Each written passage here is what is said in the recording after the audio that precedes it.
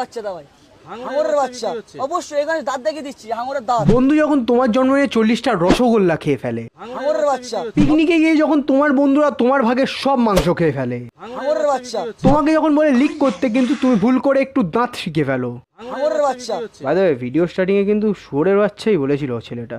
বাচ্চা দা ভাই, হাঙরের বাচ্চা। দেখুন মুড়ি দিলাম, এই দেখুন বাদাম দিলাম, এই দেখুন ঝুরি ভাজা দিলাম, এই দেখুন চানাচুর দিলাম, দেখুন ধানি নিমকি দিলাম, এই দেখুন কাঁচা ছোলা দিলাম। আর এই দেখুন আপনার দোকানের ব্লগ বানিয়ে আমি একটু পিছনটা মেরে দিলাম।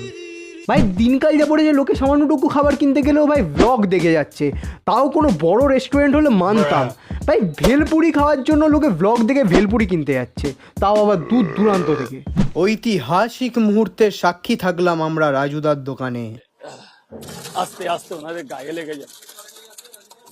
ভাই এইটা যদি ঐতিহাসিক মুহূর্ত হয় না, এরকম ইতিহাস আমার মা বাড়িতে রোজ লেখে। এদের মধ্যে ভাই নেতাজি, ভগৎ সিং, মাস্টারদা এরা ভাই কমেডি ভিডিও বানাতো, আসল ইতিহাস লিখেছে তো রাজুদা।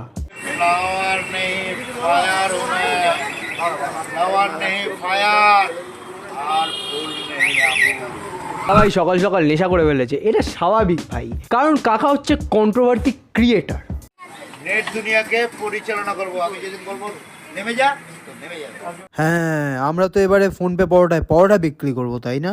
নতুন দোকান খুলবে মানেই ভাই কাকা একটা কন্ট্রোভার্সি নিয়ে ঢুকবে। কাকা তুমি যদি পরোটাটা একটু ভালো বানাতে, তাহলে এই কন্ট্রোভার্সির দরকার পড়তো না। একটু ভালো বানাও। বাই দ্য ওয়ে, এই নাকি পরোটা খেলে গ্যাস ফ্যাস হয় না? আর তো 4 দিন পায়খানা আটকে গেছিলো ভাই। বলতে গেলে দাদা এখন আগের চেয়ে বলতে গেলে ভালো আছি, কারণ দাদা তোমাদের ভালোবাসায়, তোমাদের সাপোর্টে, ঠিক আছে, আজকে যে তোমরা ব্লগাররা যারা এত কষ্ট করে ব্লগিং করো, খুব খুশি গাইস, খুব সেলিব্রিটি ফিল হচ্ছে, খুব মজা হচ্ছে, খুব ফান হচ্ছে গাইস। কিন্তু ভিডিও স্টাইলিংয়ে ভাই করে ভাবার মানেটা কি? যদি এদের কি দোষ ভাই, ব্লগারগুলো যদি গুডউইলেরও ভিডিও বানিয়ে আপলোড করে, তাহলে আর কি বলার আছে, তাই না? অবজেকশন তোমার কমেন্টে এসেছে, যারা কমেন্ট করে বাজে কমেন্ট, তারা কোনোদিন খেতে আসে না। তাদের কমেন্টটা তাদের মানে আর কি আর বলবো, কমেন্টটা তাদের গায়ে গুজে নাও মা। লজ্জা পাচ্ছ কেন? এইটাই বলো না। ইংরেজিতে গালাগাল দেওয়া লোকগুলোকে বাংলায় গালাগালগুলোর ঘষে দাও, তবেই তো আসল ভাষার মান মর্যাদা বজায় থাকবে।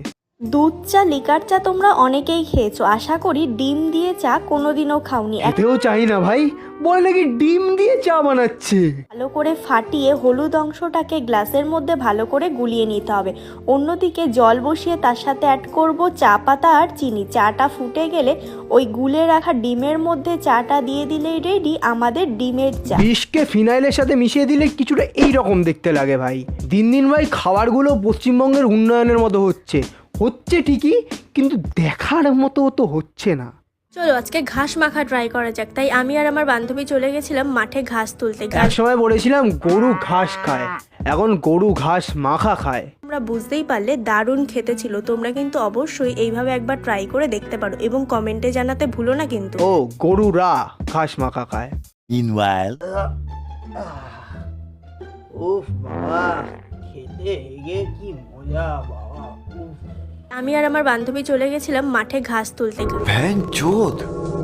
ফুলগুলো এখানে রেখেছিস কেন? দিয়ে ফেলে দিয়ে আসি। কাকিমা ফুলগুলো নিজের ছাদে ফেললে নিজেকেই পরিষ্কার করতে হবে, এইটুকু জ্ঞান তো ভিউয়ারদের আছে ভাই। আজকে বানাবো গাঁদা ফুলের পকোড়া। গাঁদা ফুলের পাপড়িগুলো আলাদা করে সবুজ অংশটাকে বাদ দিয়ে দিয়েছি। তারপর ব্যাটার বানানোর জন্য লবণ, হলুদ, শুকনো লঙ্কা, গোলমরিচের গুঁড়ো, কালো জিরে আর ময়দা দিয়ে ভালো করে একটা ব্যাটার বানিয়ে নিয়েছি। আমি জানতাম ভাই ফল খায় আর ফুল সাজায় বা ওষুধ তৈরি হয় বিভিন্ন, কিন্তু এদের মতে ভাই ফল কেটে খায় আর ফুল ভেজে খায়।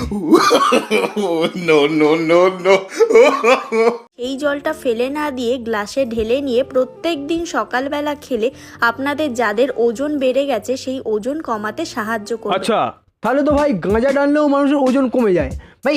এতটাই ওজন কমে যায় যে মানুষ মহাকাশে ভাসে ভাই, একেবারে মহাকাশে ভাসে। তা বলে কি গাঁজা টানতে শুরু করে দেবো?